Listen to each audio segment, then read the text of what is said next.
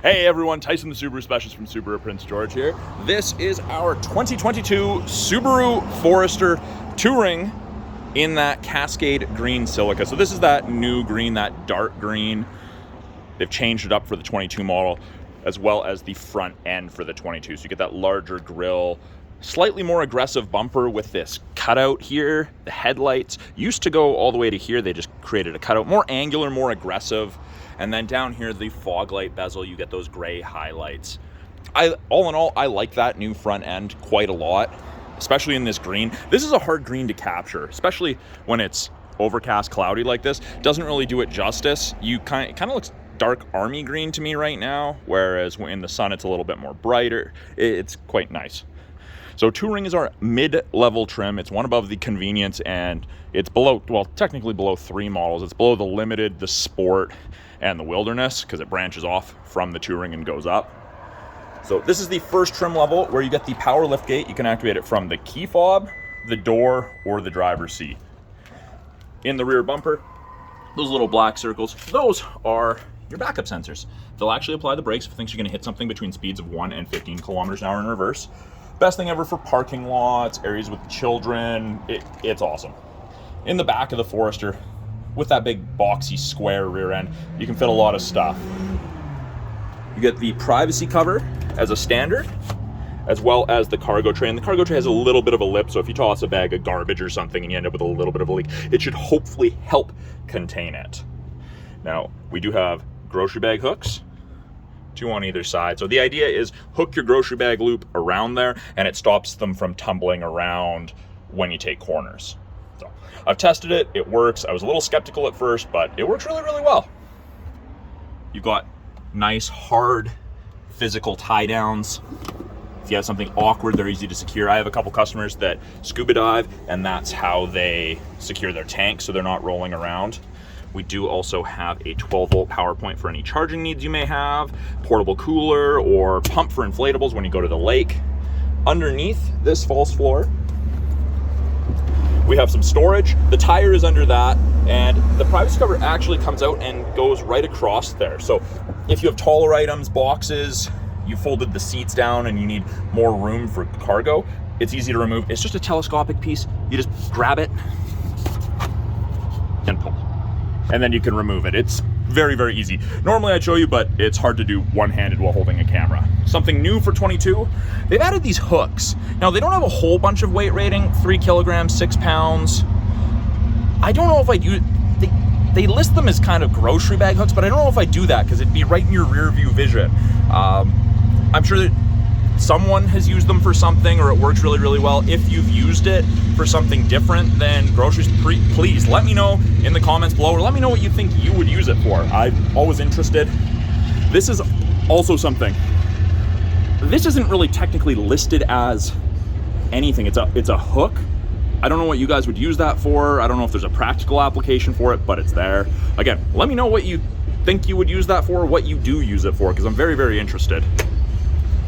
You can lock and close, or pull down manually on these, or you can do it from the button on the key fob or the driver door. But I press the lock, the door is gonna close, lights are gonna go off, or flash, sorry, not go off, and it's locked.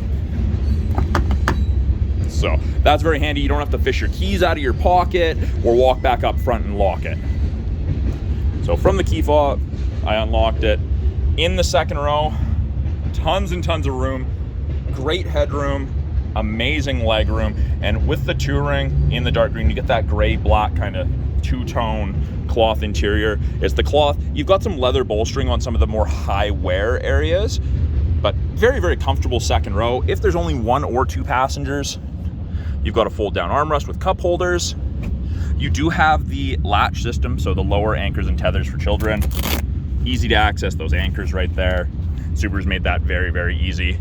On the center console there, we do have 2 vents, so you get more airflow to the second row. You have them underneath each seat facing backwards, but that's an extra bonus. We do have 2 USB ports for all your charging needs.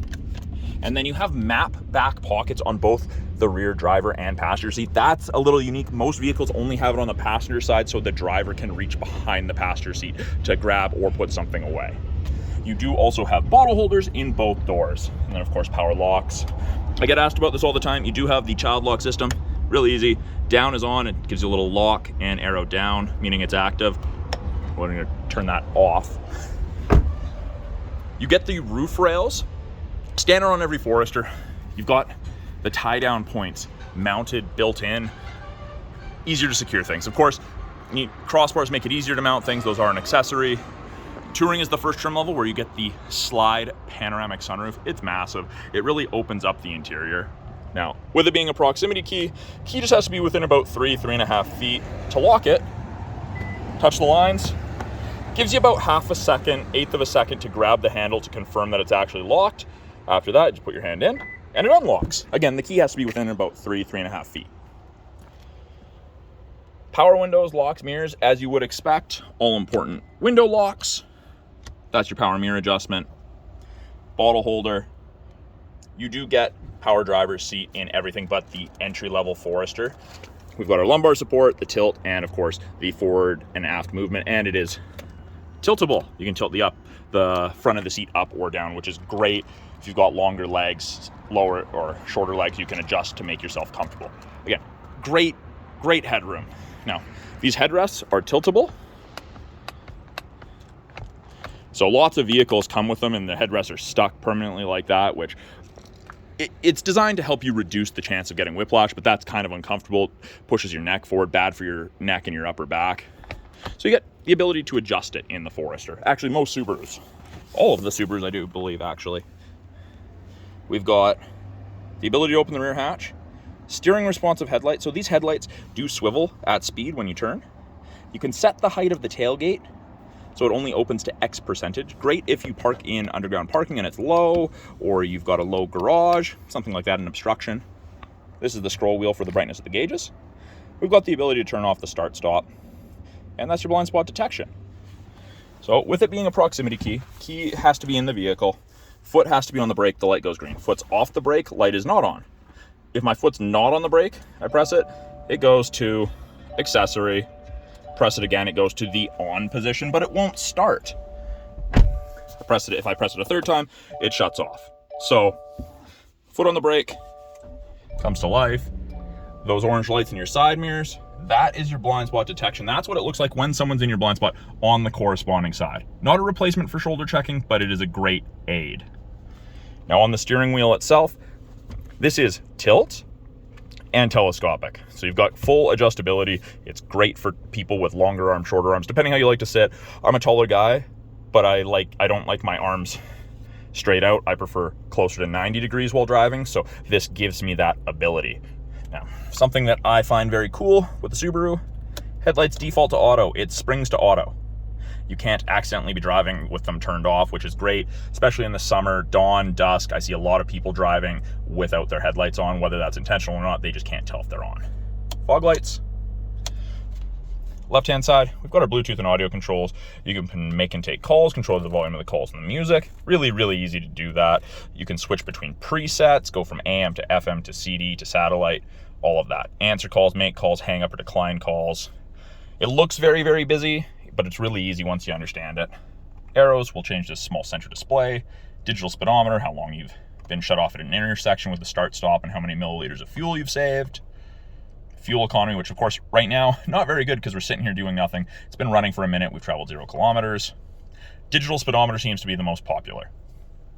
Right-hand side, adaptive cruise, lane centering, increase or decrease follow distance for the cruise. So both of those systems use Subaru's 2-color stereo eyesight cameras behind, which are those black boxes, which they've improved for 2023. That's the most up-to-date eyesight system, 4.0. So you got wider field of vision, all of that safety tech. And they've mounted it behind a windshield because this is cheaper to replace than sensors and cameras.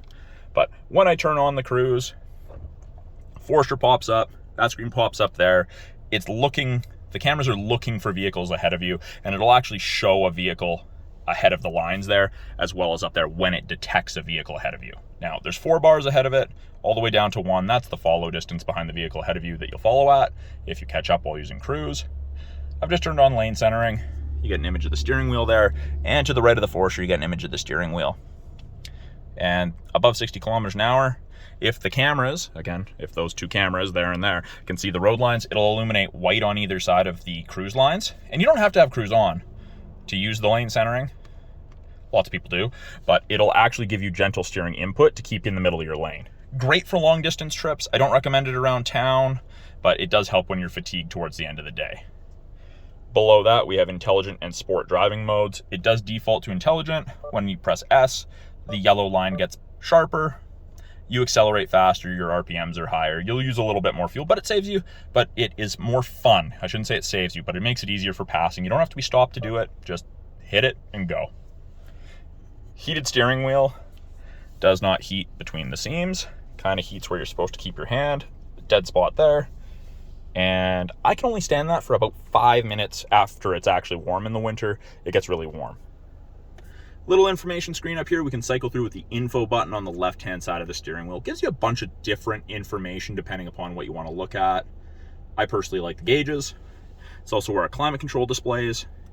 So 15 is low and 29, say 30 is high. So it is dual zone from freezing to tropical depending how you and your passengers want it. It is easy to sync up to just driver controlled, and you can see where the airflow is being directed. Really easy to use. Really nice because you don't have to take your eyes really off the road. You just glance down, see what it's at, and you can make any adjustments. Below that, infotainment.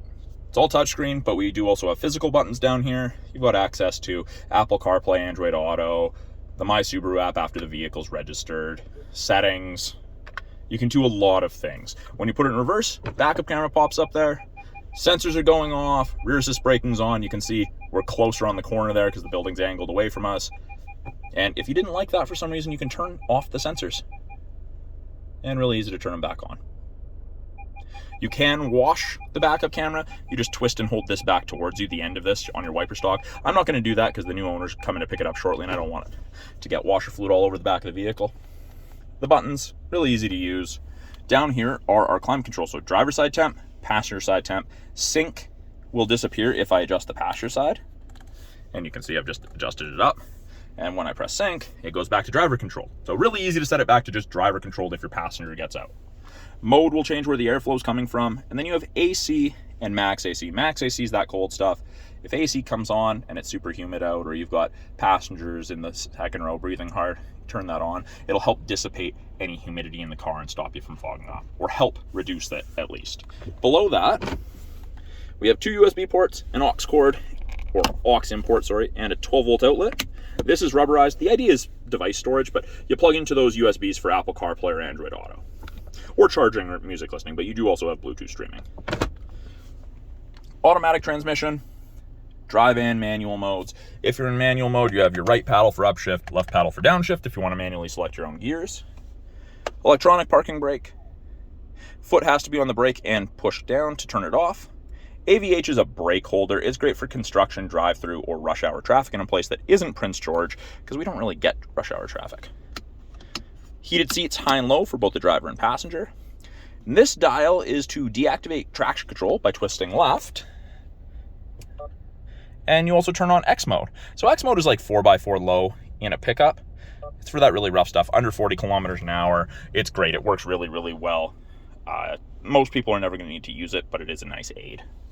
Up top here, we have our red SOS and our roadside assistance buttons. That's part of the 3-year trial of the connected services that you get with most new Subarus. SOS is exactly that, call for help. That'll call for roadside. We've got our map lights, they're nice LEDs. We have lane sway and automatic emergency braking. Both of those use the stereo color eyesight cameras.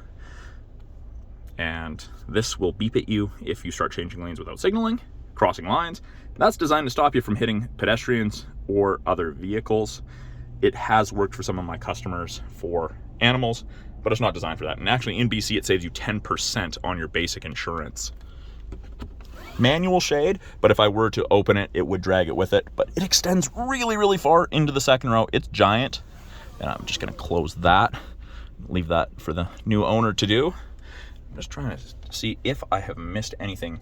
If you guys have any questions about anything that you've seen in this Forester, any of the buttons, any of the features, functions, please let me know in the comments and I will try to get back to you, answer any questions you may have. So that is a quick look at the 2023 Subaru Forester Touring in the Cascade Green Silica. I'm Tyson, the Subaru Specialist from Subaru Prince George. I'll talk to you guys soon.